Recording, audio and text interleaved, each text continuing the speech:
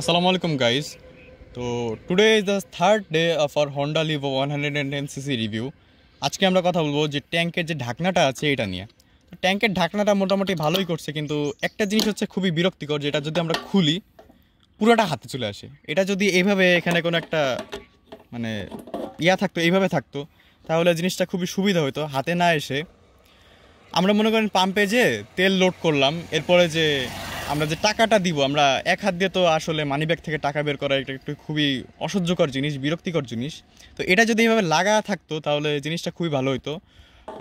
Lower সিসির বাইকগুলোতে সাধারণত লাগানোগুলো দেখা যায় না, সবগুলো খুলে চলে আসে।